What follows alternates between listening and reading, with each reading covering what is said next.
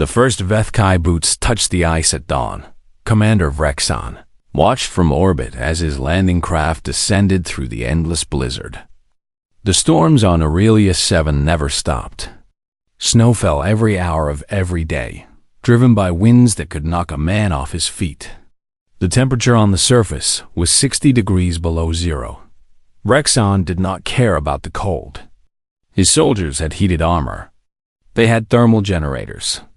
They had faced harsh conditions before. This frozen rock would be no different. First wave has landed, his communications officer reported. They are approaching the main colony dome. Tell them to secure all buildings. Round up survivors. I want prisoners to question. But there were no survivors to round up. The domes were empty. The buildings were dark. Food stores had been stripped clean. Computer systems had been wiped. It was as if the entire colony had simply vanished into the snow. Where are the humans? Vrexon demanded. His officers had no answer. On the surface, squad leader Krixval led his soldiers through the abandoned streets. The wind screamed around them, throwing ice crystals against their armor. Even with heating systems running at full power, the cold was seeping through. Krixval had fought on a dozen worlds. He had never felt cold like this. Spread out, he ordered. Search every building. They must be hiding somewhere. His soldiers obeyed. They kicked down doors. They searched storage rooms. They found nothing but empty spaces and frozen equipment. Then the ground opened. Beneath Squad 3. It happened without warning. One moment, 12 soldiers were walking across what looked like solid ice. The next moment, they were falling into darkness. The ice sheet had been cut from below and balanced on hidden supports. A trap. The soldiers fell 30 meters into a mining shaft and landed on sharpened metal spikes. Krixval heard their screams through his communication device. Then silence. Report, he shouted. Squad 3, report. No answer came. Before Krixval could react, lights appeared in the darkness of the shaft. Bright, blinding lights that his helmet could not adjust to quickly enough. He heard a sound like thunder, and the air filled with superheated metal fragments. Mining charges. Industrial explosives meant for breaking rock. The humans had buried them in the walls of the shaft. The explosion killed 20 more soldiers in an instant. Krixval ran. His surviving troops ran with him. They made it 50 meters before the second trap triggered. Pressurized gas canisters, buried in the snow, released clouds of industrial chemicals into the air. The chemicals were meant for cleaning mining equipment. They were not meant to be breathed by living creatures. Soldiers who had opened their helmets to clear. The ice from their visors choked and died. Others stumbled blindly, their helmet sensors overwhelmed by the chemical fog. And then the humans came. They emerged from hidden tunnel entrances, moving fast and low through the storm. They wore thermal suits designed for working in the mines. They carried tools that had been modified into weapons. Plasma cutters became short-range torches that could melt through armor. Hydraulic mining drills punched holes through chest plates. Explosive bolts meant for splitting rock tore limbs from bodies. Krixval fired his weapon into the white chaos. He hit nothing. The humans were ghosts in the blizzard, appearing for a moment to strike and then vanishing back into the storm.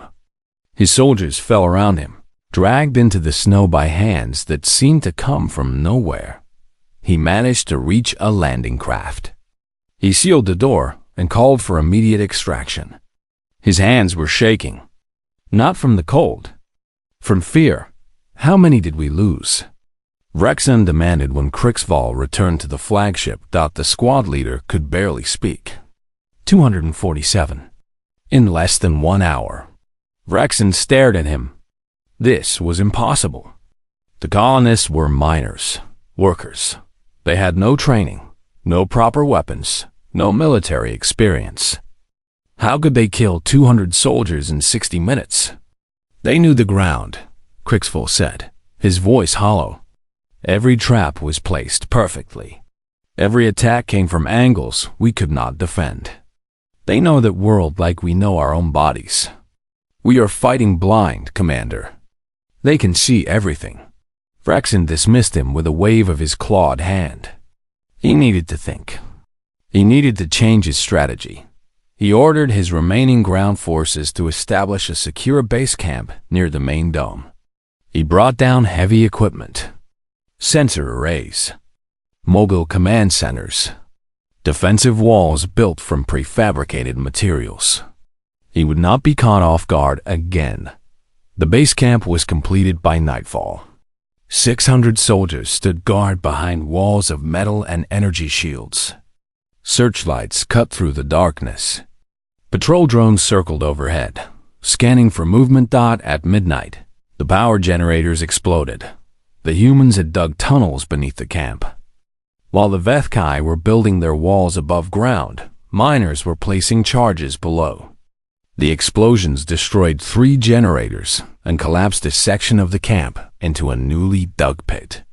The patrol drones, without power to control them, fell from the sky. The attack that followed was worse than the first. Humans came from every direction. They crawled out of snowdrifts. They emerged from tunnel entrances hidden by the storm. They cut through the metal walls with tools that were never meant to be weapons, but worked perfectly well as such. The battle lasted 4 hours. When dawn came, the Vethkai had lost another 500 soldiers. The humans had taken their weapons, their supplies, and their communication equipment. Then they had vanished back into the ice. On the flagship, Vrexon received a message. It came through a captured Vethkai communication device. A human voice, calm and steady, spoke in the Dominion's own language. "This is Director Marin Voss of Aurelius 7. You came to our world thinking we were weak. You were wrong. Every meter of this ice belongs to us. Every tunnel, every crevice, every frozen stone. You cannot hide from us. You cannot run from us. You cannot wait us out. We were born in darkness and cold. We are comfortable here." There was a pause. When she spoke again, her voice was colder than the wind outside. "You have 2 choices. Leave now and tell your masters that humanity is not to be touched. Or stay and die. There is no third option. We will not negotiate. We will not surrender. We will simply keep killing you until none of you are left." The message ended. Vrexon stood alone on his bridge, staring at the frozen world below. For the first time in his long career, he felt something he had never experienced before. He had brought 3,000 soldiers to crush a colony of miners. In less than 2 days, he had lost almost 800. The humans had no fleet, no army, no advanced weapons. They had only their knowledge of the land, their tools, and their absolute refusal to give up. He thought about calling for reinforcements. But what would he tell the council? That he needed more troops to defeat 4,000 workers? No. He would finish this himself. He would burn the entire planet if he had to. He gave the order to begin orbital bombardment of all known tunnel entrances. And somewhere deep in the ice, Marin Voss smiled. She had been waiting for exactly this response. The stars held many secrets, but the Vethkai believed they knew them all. For 30 years, their spy ships had watched humanity spread across the galaxy like a slow-growing vine.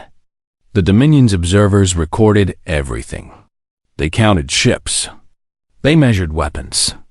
They studied the soft pink creatures who breathed oxygen and bled red blood.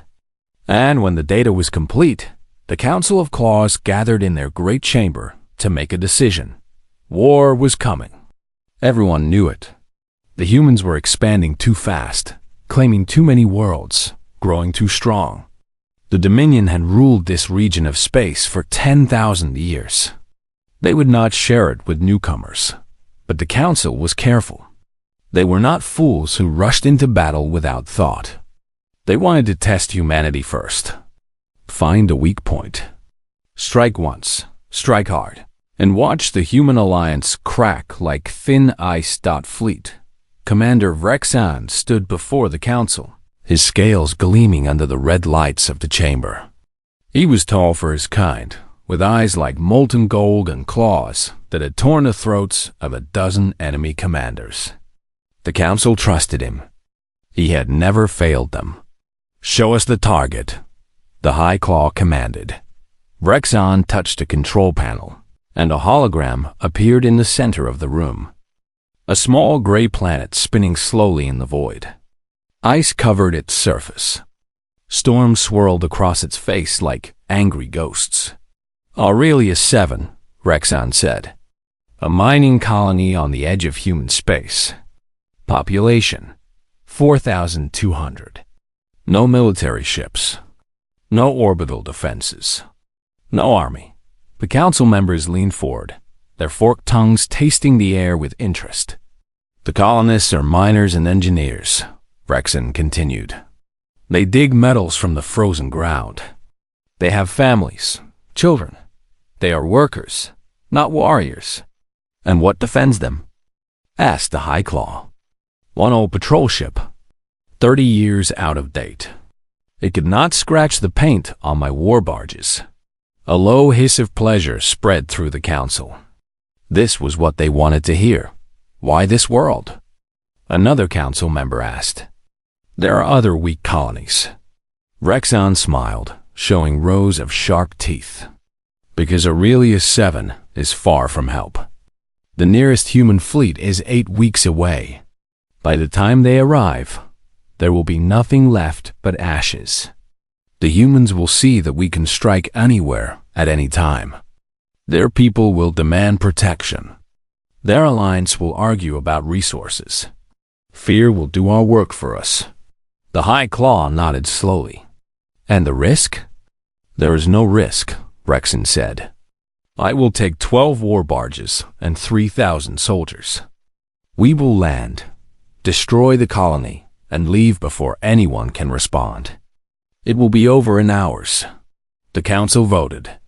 The decision was unanimous. Aurelius 7 would burn. 3 weeks later, Rexon's fleet dropped out of faster-than-light travel at the edge of the Aurelius system. The frozen planet hung before them, small and gray and utterly alone. Rexon stood on the bridge of his flagship, watching the world grow larger on his screens. "Scan for defenses," he ordered. "Nothing, Commander," his sensor officer reported. "One patrol ship in orbit. It is powering up engines. Trying to flee. Destroy it." The patrol ship died in a flash of fire. It took less than 10 seconds. Rexon felt a small twinge of disappointment. He had hoped for at least a little resistance. "Any communications?" he asked. "Yes, Commander." The colony sent a distress signal. Standard human emergency code. "They are calling for help. Let them call. Help will not arrive in time." Rexon looked at the frozen world below. Somewhere down there, 4,000 humans were probably screaming in fear, running around like panicked animals, holding their children and crying. He had seen it before on other worlds. The weak always reacted the same way. He did not know that the humans of Aurelius 7 were not screaming. They were not running. They were not crying. They were preparing. Director Marin Voss stood in the command center of the main colony dome, watching the same screens that showed the death of their patrol ship. She was 53 years old. Her face was lined with wrinkles earned from 30 years of living in a frozen hell. Her hands were rough and strong from decades of hard work. She had buried 2 husbands and 3 friends in the ice of this world. She had delivered babies during blizzards and dug survivors out of collapsed mines. She was not afraid. Around her, the colony's department heads gathered. Chief Engineer Thomas Reek, Mining Supervisor Yuki Tanaka, Medical Director Samuel Okonkwo, Security Chief Pavel Novak. They were all like her. Hard people. Survivors. "How long until they land?" Marin asked. 2 hours, Pavel answered. He was a former soldier, the only one in the colony. He had come to Aurelia 7 to escape war, not to fight another one. But he had never forgotten his training. Time to evacuate the domes? Not enough. They will bomb us from orbit if we try to run on the surface. Marin nodded. She had expected this answer. Then we go underground. The others looked at her. They all knew what she meant. For 30 years, they had been digging tunnels into the ice and rock of Aurelia 7. Mining tunnels. Maintenance tunnels. Emergency shelters dug during the early years when dome failures were common. There were hundreds of kilometers of passages beneath the surface. We cannot fight a war from tunnels, Thomas said quietly. We are miners, Marin, not soldiers. We are people who chose to live on a world that tries to kill us every day, Marin replied. We survive blizzards that freeze metal in minutes. We work in mines that could collapse at any moment. We raise our children in darkness and ice. She looked at each of them in turn. These aliens think we are weak because we have no warships. They are wrong. We are the strongest people in human space. We just never had a reason to prove it until now. She turned to the window. Outside, the endless snow was falling. Somewhere above, enemy ships were moving into attack position. Help was 8 weeks away. Get everyone underground, she ordered. Take all the food, water, and medical supplies. Take the mining equipment. Take the explosives. She paused. And take the railgun ammunition from the emergency stockpile. We do not have railguns, Yuki pointed out. Marin smiled. It was not a pleasant smile. We have mining accelerators that can throw metal at 3 kilometers per second. We have engineers who can modify anything. We have 8 hours before those things land. She turned to face her people. Let us show these aliens why humanity sends its toughest people to its harshest worlds. The evacuation began within minutes. 4,200 humans disappeared into the ice like ghosts. When the Vethkai finally landed, they found empty domes, howling wind, and a world that seemed utterly dead. They thought they had won before the battle even started. They were wrong. The sky burned orange as the bombardment began.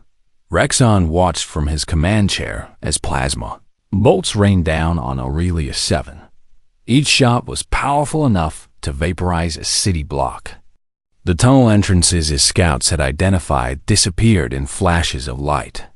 Ice melted. Rock turned to glass. The surface of the planet became a nightmare of fire and steam. Increase power to the forward batteries, Rexon ordered. I want every tunnel sealed. Bury them alive. His weapons officers obeyed. The war barges moved into low orbit, bringing their guns closer to the surface for maximum effect. The bombardment intensified. For 2 hours, the Vethkai poured destruction onto the frozen world below Dot when the guns finally fell silent. Rexon felt satisfied. Nothing could have survived that. The tunnels were collapsed. The humans were dead or trapped. Victory was assured that he was wrong. Deep beneath the surface, the colonists had been busy.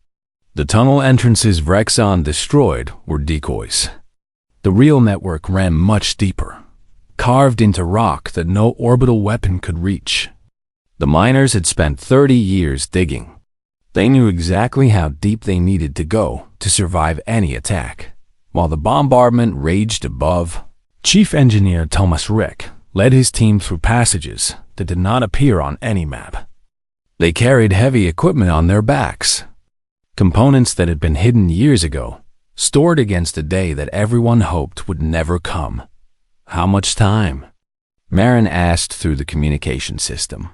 4 hours, Tomas replied. Maybe less if the power grid holds. Make it 3. They will send ground troops to confirm the kills. I want to surprise them. Tomas did not argue. He had known Marin for 20 years. When she gave an order, she expected results. The equipment they were assembling was not military hardware.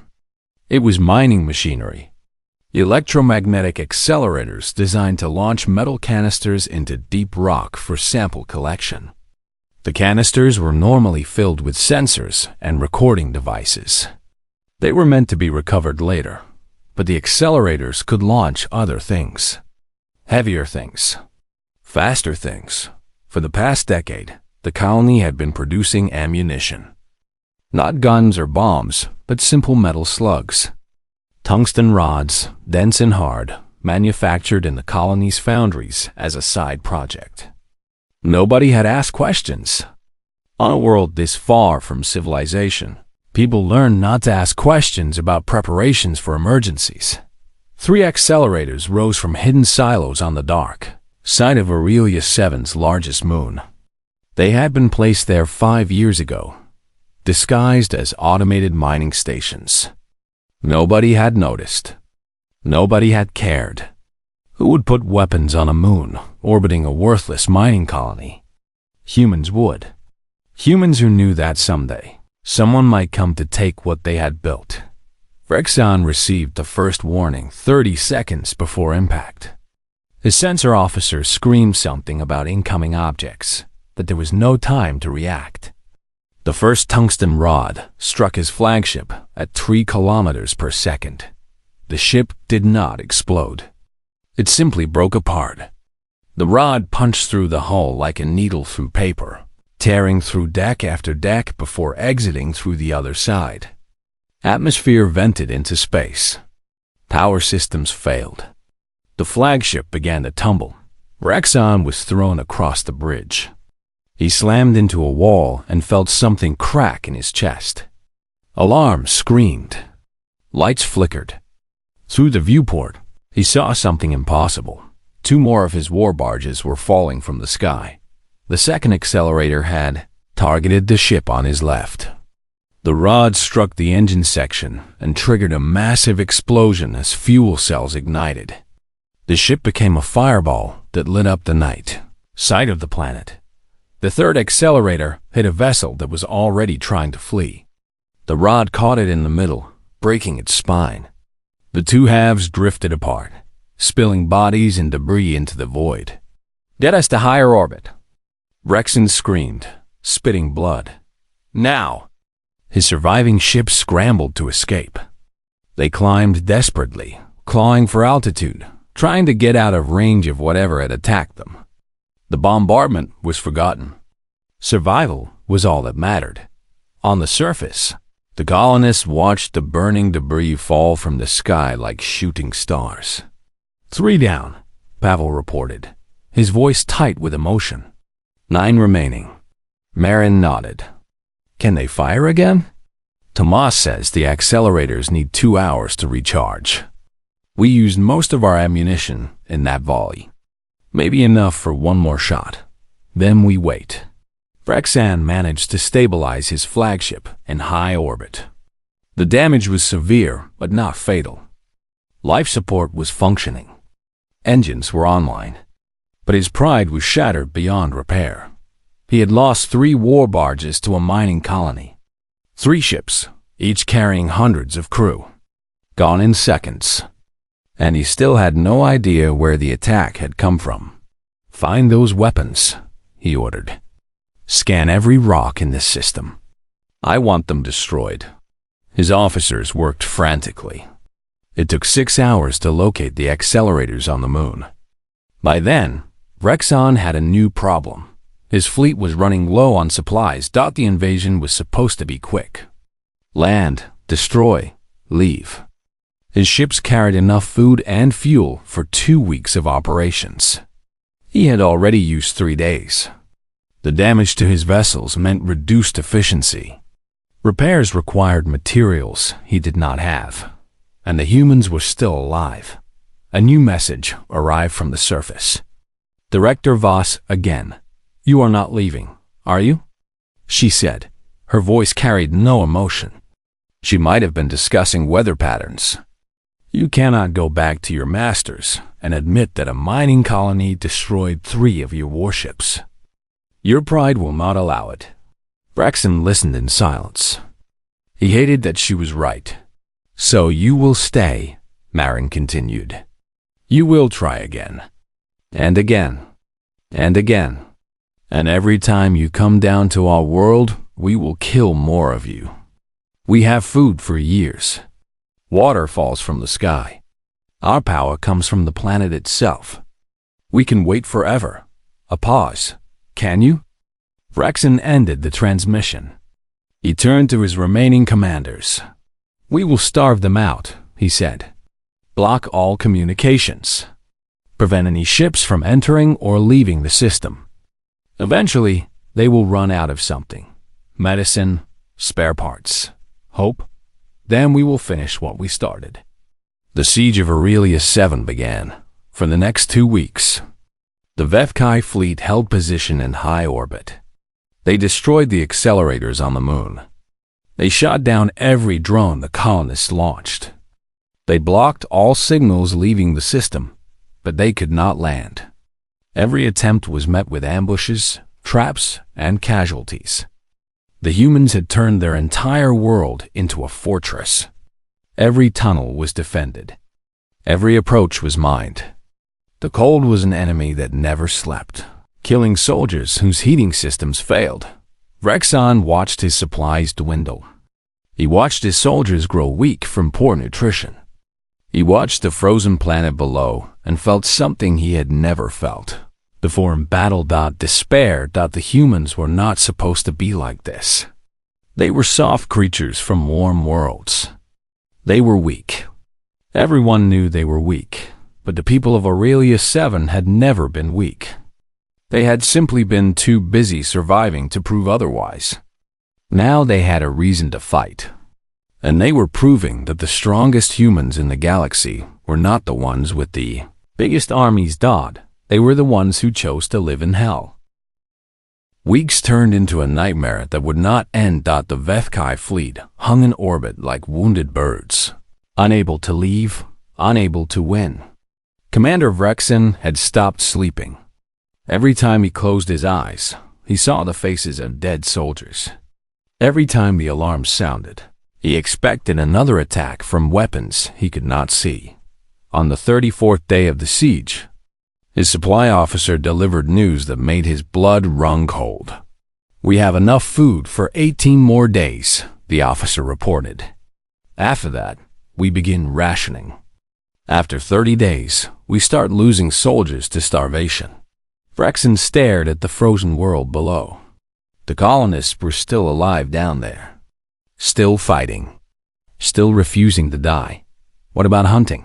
He asked. The planet must have animals. None that we can find, Commander. The ecosystem is entirely underground. Bacteria and small creatures that live near geothermal vents. Nothing we can eat. And the humans? They have greenhouses beneath the ice, heated by the planet's core. They grow their own food. The officer paused. They could survive for years. Rexon dismissed him with a wave of his claw. He needed to think. He needed to find a way to end this war before his fleet starved to death. He decided to send ground forces one more time. Not to occupy territory, but to destroy the greenhouses. Cut off the food supply. Force the humans to surrender. 500 soldiers descended to the surface in heavily armored shuttles. They landed near the location where thermal scans showed underground heat signatures. The greenhouses had to be there. They never found them. The colonists had built false heat sources, decoys that drew the HFY into kill zones. The soldiers walked into a maze of tunnels that had been prepared for exactly this kind of assault. The first team entered through what looked like an abandoned mine entrance. They made it 50 meters before the walls began to move. Hydraulic presses, designed for crushing ore, closed from both sides. The soldiers were squeezed between walls of steel. Their armor cracked like eggshells. The second team tried a different tunnel. They encountered no traps, no resistance. They moved deeper and deeper, following their heat sensors toward what they believed was the greenhouse complex. They found a cavern filled with lights and warmth and green plants. it was filled with something else too. Explosive gas that the colonists had pumped in over the course of 3 days. A single spark from a weapon discharge ignited it all. The fireball consumed everything. The third team was the largest. 200 soldiers moving in formation, scanning every surface for traps. They had learned from the others. They moved slowly, carefully, checking every step. They did not expect the attack to come from above. The colonists had climbed. Using equipment designed for vertical mine shafts, they had positioned themselves in crevices and ledges high above the tunnel floor. When the soldiers passed beneath them, the colonists dropped. It was not a fair fight. The colonists had picks and drills and cutting tools. They had years of experience working in tight spaces with heavy equipment. The soldiers had weapons designed for open battlefields. In the close darkness of the tunnels, weapons were useless. Only strength and skill mattered. The colonists had both. When the survivors fled back to the surface, they reported losing 160 soldiers. In return, they had killed 8 colonists. On the flagship, Rexon received a gift. A metal box delivered by a drone that had somehow evaded his patrols. Inside the box was the helmet of his ground commander. Filled with ice and frozen blood, a message was carved into the ice. Leave.vrx single quotes on, threw the box against the wall and screamed in rage.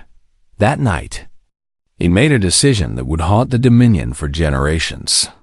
He ordered his remaining ships to bombard the planet continuously. Not tactical strikes. Total destruction. He would turn the entire surface into molten glass if he had to. The bombardment lasted 4 days. The ice melted. The rock cracked.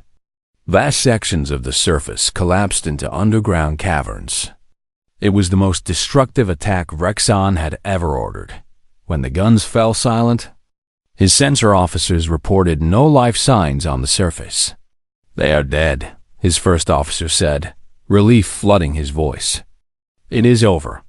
Rexon was not sure. He ordered drones sent to the surface to confirm. The drones found nothing but devastation. Melted ice. Shattered rock. No movement. No heat signatures. He allowed himself to feel victory for the first time in weeks. Then the night raids began. On the 46th day, 3 sentries on the flagship were found dead. Their throats had been cut. There was no sign of forced entry. No breach in the hull. The security recording showed nothing but shadows. 3 nights later, the water recycling system on another ship was poisoned. 12 crew members died before anyone noticed. The poison came from industrial chemicals that were only manufactured in mining colonies. Rexon ordered every ship to maximum alert. Guards were doubled. All hatches were sealed. Sleep became impossible. The soldiers were seeing enemies in every shadow. How were the humans reaching them? The bombardment had destroyed everything on the surface. There was no way they could have survived, but they had survived. Deep in the rock, far below even the deepest tunnels, the colonists had created bunkers that no weapon could reach. They had spent decades preparing for the worst. They had thought of everything. And now they were striking back. Small teams used emergency launch pods to reach orbit. The pods were designed for evacuating miners from damaged stations. They were tiny, impossible to detect against the debris field that now surrounded the planet. The teams would dock with Vethkai ships using maintenance airlocks. They would enter, kill whoever they found, sabotage whatever they could reach, and escape before anyone knew they were there. It was not war. It was hunting. Yuk. Itanaka led one of these teams. She had been a mining supervisor for 15 years. She had never killed anything larger than a rat before this war began. Now she moved through the dark corridors of an enemy warship like a ghost. A plasma cutter burning through alien flesh without hesitation. She found the ship's food storage area and set charges on every container. When she left, The explosives detonated. 3 days of rations destroyed in seconds. On another ship, Medical Director Samuel Okonkwo led a team to the medical bay. He was a healer. He had taken oaths to do no harm. But this was different. These creatures had come to murder his patients, his friends, his family. So he poisoned their medicine supplies. He infected their blood stores with diseases that would not show symptoms for weeks. He did things that would have horrified him a year ago. War had changed him. It had changed all of them. Every night brought new attacks, new deaths, new horrors for the Vethkai.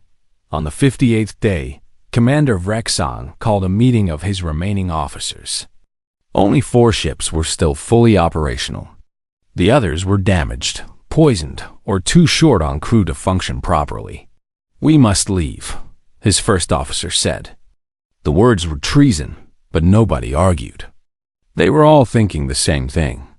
"We cannot win this war. The humans are everywhere and nowhere. We cannot fight them. We cannot find them. We can only die here." Vrexon looked at the frozen planet through the viewport. He had come here to teach humanity a lesson about weakness. Instead, he had learned a lesson about strength. "Prepare for departure," he ordered. His voice was hollow, defeated. "We return to the Dominion." It was supposed to end there. A retreat. A failure that would be buried in classified reports and forgotten. But the humans of Aurelia 7 were not finished yet, and help was finally on its way. The human fleet arrived like thunder from the void. Admiral Chun Wei stood on the bridge of the battleship, indomitable, watching the Aurelia system grow larger on her screens. 8 weeks of travel. 8 weeks of not knowing if there was anyone left to save. 8 weeks of imagining the worst. But Director Voss had kept transmitting. Every day, a signal burst that made it through the Vethkai blockade. Brief messages, updates, casualty reports, and one repeated phrase that Admiral Chun had come to admire deeply.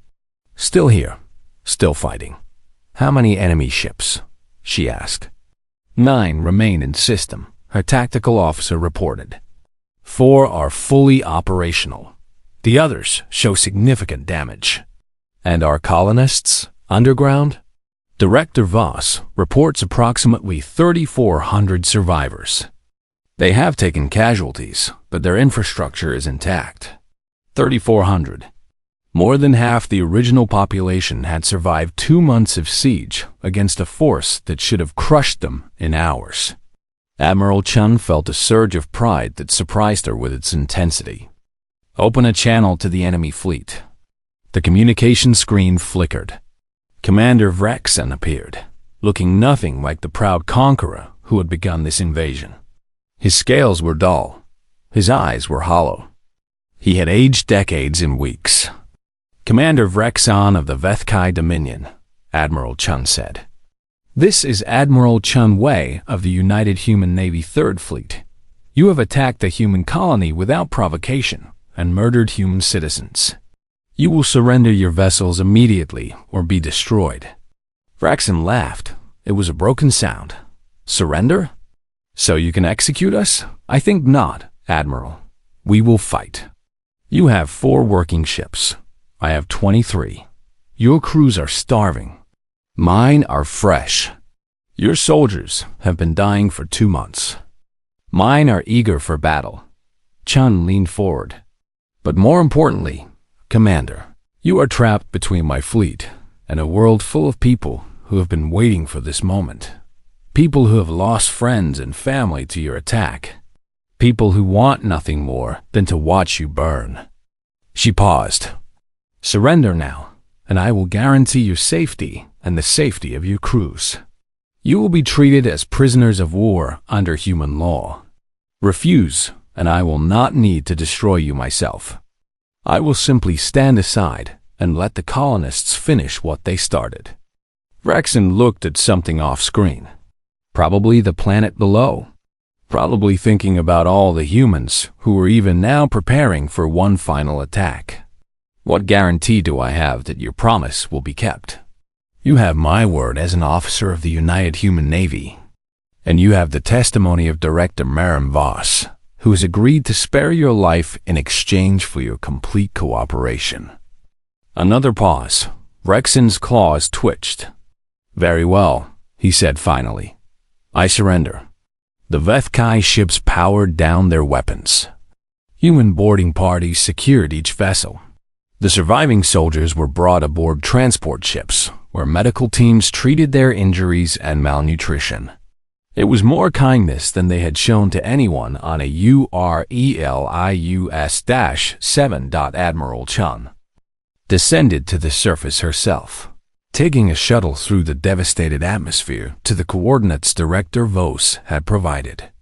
She expected to find exhausted survivors, huddled in caves. What she found was something else entirely. The colonists emerged from hidden airlocks cut into the frozen rock. They walked in orderly lines, carrying the wounded on stretchers, helping the elderly across the rough terrain. Their faces were thin and tired, but their eyes were sharp. They moved like soldiers returning from a long campaign. Maren Voss was waiting at the center of the evacuation point. She wore the same thermal suit she had worn for 2 months, patched and repaired a dozen times. Her gray hair was tied back in a practical knot. She looked at Admiral Chun with an expression that was difficult to read. "Admiral, thank you for coming," Chun saluted. "Director Voss, on behalf of the United Human Navy and the entire Human Alliance, I want to express our deepest respect and gratitude. What you and your people accomplished here is beyond anything we could have imagined. We did what was necessary. You did more than that. You held a fortified position against a superior force for 63 days with no military training and improvised weapons. You destroyed 3 enemy warships with mining equipment. You conducted guerrilla operations against enemy vessels in orbit." Chun shook her head. "Military academies will study this siege for centuries." Maren was silent for a moment. When she spoke, her voice was soft. 847 people died defending this world. Miners, engineers, teachers, children. She looked at the Admiral with eyes that had seen too much death. "I did not want to be a commander. I did not want to be a symbol. I wanted to grow old watching my grandchildren play in the ice caves. But these monsters gave me no choice. And Commander Vrexon? You asked for him to be taken alive. I wanted him to see something." They walked together through the ruined landscape. Craters scarred the ice. Debris from destroyed ships littered the ground. The colony domes were gone, melted into slag by orbital bombardment. But the underground entrances were being cleared. Equipment was being salvaged. Already, the colonists were beginning to rebuild. They stopped at a cliff overlooking a vast ice field. In the distance, the sun was setting, painting the sky in shades of orange and red. Maren gestured at the view. "This is what I wanted him to see. This world. Our world. Still standing. Still ours." She turned to face the Admiral. "The Dominion thought we were weak because we had no warships. They did not understand what it means to be a human colonist. We do not go to easy places. We go to places that want to kill us, and we make them our homes. We fight the land, the weather, the darkness every single day, and we win. Not because we are the strongest or the smartest, but because we are too stubborn to stop." Admiral Chun nodded slowly. "And now the Dominion knows that too. Yes, now they know." 3 months later, Commander Vrexon stood before the Council of Claws in the great chamber of the Dominion. He was a prisoner, brought before his own leaders to give testimony. Around him, the highest authorities of his people listened in silence as he described what had happened at a URELIUS-7. He told them everything. The traps, the ambushes, the cold that killed more soldiers than any weapon, the humans who appeared from the ice like ghosts and vanished just as quickly, the night raids that drove his crews to madness, the mining equipment that destroyed warships. When he finished, the High Claw spoke. You are telling us that 4,000 miners defeated a fleet of 12 war barges? Yes, you are telling us that humans send their most dangerous people to their most worthless worlds. Not their most dangerous. Their most determined. Their most adaptable. Their most stubborn. Rexon paused. We thought their frontier worlds were weak points. We were wrong. They are breeding grounds for survivors. Every human who lives on those frozen rocks or burning deserts or toxic wastelands is someone who chose to live there. Someone who looked at impossible conditions and said they would find a way. He met the High Claw's gaze without fear. He had already lost everything. There was nothing left to be afraid of. If we invade human space, we will not be fighting their armies. We will be fighting every miner, every farmer, every engineer on every world we try to take. And they will never stop. They will fight us from tunnels and caves and ruins. They will poison our food and sabotage our ships and kill us in our sleep. We will win battles and lose the war, one body at a time. The chamber was silent. What do you recommend? The High Claw asked finally. Peace, Rexon said. Leave them alone. Find easier prey. The council debated for 3 days. In the end, they voted to abandon all plans for human expansion. The war that had never officially started was over. Years later, a monument was built on Aurelius 7. It stood on the highest point of the rebuilt colony, a tower of ice and steel that reached toward the stars. On its base, the names of the 847 colonists who died in the siege were carved in letters of gold. Above the names, a single phrase was written in 100 different languages, human and alien alike. They chose humanity's weakest world. It became their grave. Visitors came from across the galaxy to see it. Humans who wanted to honor the fallen. Aliens who wanted to understand what they had faced. Soldiers and scholars and children on school trips. Maren Voss lived long enough to see the monument completed. She stood at its base on the day of the dedication, now old and bent, her hair white as the snow that still fell every day. Around her, the descendants of the colonists who had survived stood in proud ranks. She looked up at the names and remembered every single one. We were never weak, she said quietly. We just never had a reason to show our strength until someone was foolish enough to give us one. The wind carried her words across the ice, toward the stars, toward a galaxy that had learned a lesson it would never forget. Humanity was not to be underestimated. Not ever. Not anywhere. Not on any world.